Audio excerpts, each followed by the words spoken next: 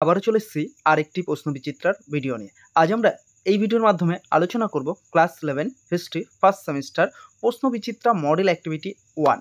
ওকে, দেখো প্রশ্নবিচিত্রার model question paper যে 1 রয়েছে তার সমস্ত প্রশ্ন উত্তর নিয়ে আমরা এই ভিডিওর মাধ্যমে আলোচনা করেছি। তোমরা ভিডিওটি স্কিপ করবে না, তোমরা সম্পূর্ণ ভিডিওটি দেখবে, তাহলে এইখানে যে 40টা প্রশ্ন রয়েছে তার সমস্ত প্রশ্ন উত্তর কিন্তু এই ভিডিওর মাধ্যমে পেয়ে যাবে। চলো তাহলে আমরা সম্পূর্ণ ভিডিওটি দেখি।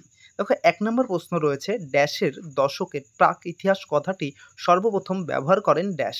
উত্তরটি হবে অপশান ক 1830 সালে বা 1830-এর দশকে ব্যবহার করেন হচ্ছে পল তুনাল।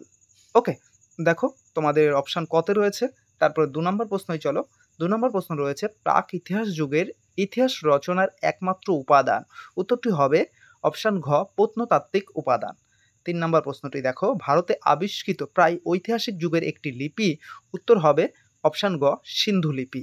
তারপরে 4 নম্বর প্রশ্ন দেখো, প্রায় ইতিহাস হলো ইতিহাসের সেই পর্বের যেখানে ইতিহাসের অস্তিত্বের সবে অঙ্কুরোদ্গম হয়েছে, একথা বলেছেন অপশান খ দেখো টিমোথি টেলর। Timothy Taylor. 5 নম্বর প্রশ্ন চলো, কুমোরের চাকা আবিষ্কৃত হয়। উত্তরটি হবে অপশান খ নব্যপ্রস্তর যুগে। তারপরে 6 নম্বর প্রশ্ন দেখো, স্তম্ভ রয়েছে, স্তম্ভটি মিলাতে হবে তোমাদেরকে। এইটির অ্যান্সার হবে, অপশানগুলো দেখে নাও, এর মধ্যে অপশান খটি কিন্তু তোমাদের অ্যান্সার হবে। অপশান খ দেখো, 1-এরটা ডি, 2-এরটা এ, 3-এরটা বি, 4-এরটা সি। ওকে, চলো 7 নম্বর প্রশ্ন দেখো। 7 নম্বর প্রশ্ন রয়েছে, মালবিকাগ্নিক মিত্রম এর রচয়িতা হলেন। উত্তর হবে কালিদাস। উত্তরটি কি হবে? কালিদাস। 8 নম্বর প্রশ্নটি দেখো, ভারতে নিম্নবর্গীয় ইতিহাস চর্চার সূচনা হয়েছিল। উত্তর হবে 1982 খ্রিস্টাব্দে। তারপরে দেখো 9 নম্বর প্রশ্ন রয়েছে, কিরান উস সাদাইন রচনা করেন। উত্তর হচ্ছে আমির খসরু। কে রচনা করেন? আমির খসরু। তারপরে দেখো তোমার 10 নম্বর প্রশ্ন রয়েছে, ইবন খালদুনের মতে ইতিহাসের চক্রাকার কালতত্ত্বের 3টি স্তর। এখানে দেখো তোমার 4টি স্তর দেওয়া রয়েছে, এর মধ্যে কোনটি অ্যান্সার হবে? উত্তরটি হবে তোমাদের এর মধ্যে অপশান গ 3 নাম্বার। দেখো অপশান গ 3 নাম্বার, এই যে 3 নাম্বার যেটা রয়েছে চক্রাকার স্তম্ভে 3টি স্তর। ওকে, তারপরে চলো আমরা 11 নাম্বার প্রশ্ন দেখো, রোম সাম্রাজ্যের হৃদয় বলা হয়। উত্তর হবে ভূমধ্য সাগরকে। রোম সাম্রাজ্যের হৃদয় বলা হয় কাকে? ভূমধ্য সাগরকে। 12 নম্বর প্রশ্ন, প্রাচীন রোমে সমসাময়িকদের দ্বারা লেখা ইতিহাস পরিচিত ছিল। উত্তর হবে অপশান খ অ্যানালস নামে। কি? অ্যানালস নামে। তারপর 13 নম্বর প্রশ্ন দেখো, রোমান সাম্রাজ্যের প্রশাসনের যে ভাষাগুলি ব্যবহৃত হতো। উত্তর হবে অপশান গ গ্রিক ও ল্যাটিন ভাষা। আমার প্রশ্নটা দেখো, প্রিন্সপেট প্রতিষ্ঠিত করেছিলেন। উত্তরটি হবে অপশান ক অগাস্টাস। তারপর 15 নম্বর প্রশ্নটি দেখো, রোম সাম্রাজ্যের সিনেট গঠন করেছিল। উত্তর হবে অভিজাতকরা। 16 নম্বর প্রশ্নটি দেখো, রোম শহরে যে বিনোদনমূলক প্রতিষ্ঠান বা স্পেকটাকুলার চালু ছিল তা স্থায়িত্ব ছিল। উত্তর হবে বছরের 176 দিন। তারপর 17 নম্বর প্রশ্ন, রোমের বিখ্যাত আইন সংহিতা যা বিশ্বের অনেক দেশের আইন ব্যবস্থাকে প্রভাবিত করেছিল সেটি হলো অপশান ক দেখো 12 টেবিলস। 12 টেবিলস। তারপর 18 নম্বর প্রশ্ন দেখো, অ্যাম্পিয়ার হলো, এটা হচ্ছে পত্র বিশেষ। তোমাদের অপশান কতেই রয়েছে, দেখো পত্র বিশেষ। তারপর 19 নম্বর প্রশ্ন দেখো, রোমের সবচেয়ে বেশি পরিমাণে গম সরবরাহ করত। উত্তর হবে সিসিলি। অপশান খ দেখো সিসিলি। 20 নম্বর প্রশ্ন দেখো, শূন্যস্থান রয়েছে, ড্যাশ খ্রিস্টপূর্বাব্দে রোমের দাস বিদ্রোহের নেতা ছিলেন ড্যাশ। উত্তরটি হবে 73 খ্রিস্টপূর্বাব্দে রোমের দাস বিদ্রোহের নেতা ছিলেন স্পার্টাকাস। তারপর 21 নম্বর প্রশ্ন দেখো, পূর্ব ভূমধ্যসাগরীয় অঞ্চলে একটি বড় কৃতদাস বাজার হলো ডেলস। ওকে, তারপরে তোমার 22 নম্বর প্রশ্ন, এথেন্সে কৃতদাসরা পরিচিত ছিল। উত্তর হবে থ্রিতিস নামে। থ্রিতিস। ওকে, কোথায় রয়েছে? অপশান ঘতে আছে দেখো। 23 নম্বর প্রশ্নটি দেখো, রোমান সাম্রাজ্যের যে পথে কৃষি ব্যবস্থা উদ্বৃত্ত উৎপাদন সক্ষম সমৃদ্ধ হয়েছিল তা হলো। উত্তরটি হবে অপশান ঘ কৃতদাসের শ্রমদানে। অপশান ঘ কৃতদাসের শ্রমদানে।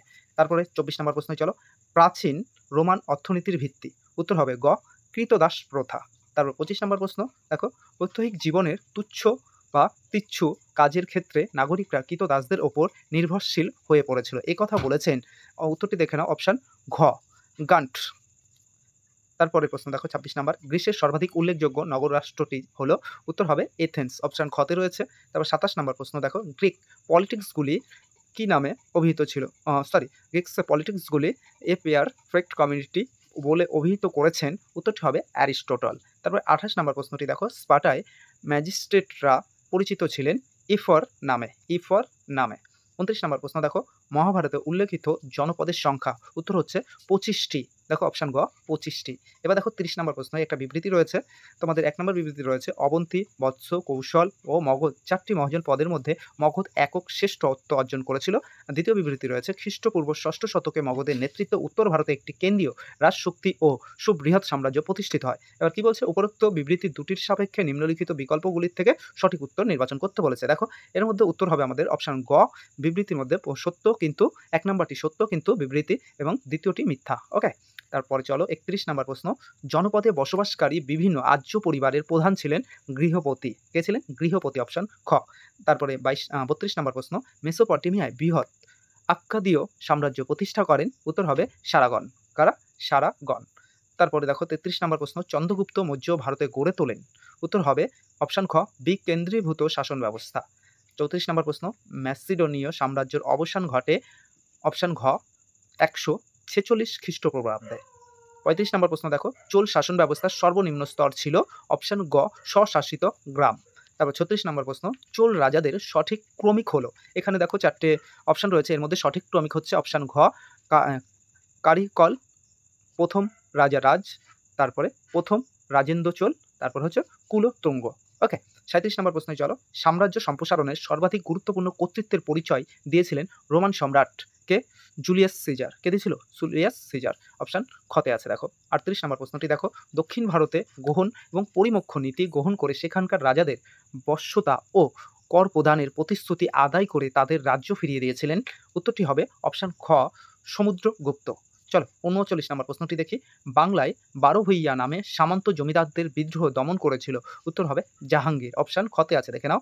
এবং 40 নম্বর প্রশ্ন দেখো, অটোমান সাম্রাজ্যের জ্ঞান ভিজিয়ার নামে পরিচিত ছিলেন। উত্তর হবে অপশান গ, সর্বোচ্চ মন্ত্রিমণ্ডলী। ভিডিওটি কেমন লাগলো অবশ্যই কমেন্টের মাধ্যমে জানিও। আর ক্লাস 11 একাদশ শ্রেণীর এই ধরনের সমস্ত প্রশ্নবিচিত্রার মডেল কোশ্চেন পেপারগুলো পেতে চাইলে আমাদের চ্যানেলটিকে অবশ্যই সাবস্ক্রাইব করে নাও, তাহলে কিন্তু সমস্ত আর্টসের মডেল অ্যাক্টিভিটিগুলো পেয়ে যাবে। ওকে, আবারও দেখাবো তোমাদের সঙ্গে আরেকটি নতুন ভিডিওর সঙ্গে। আর আমাদের এই চ্যানেলটিকে অবশ্যই কিন্তু সাবস্ক্রাইব করে নিও। ওকে।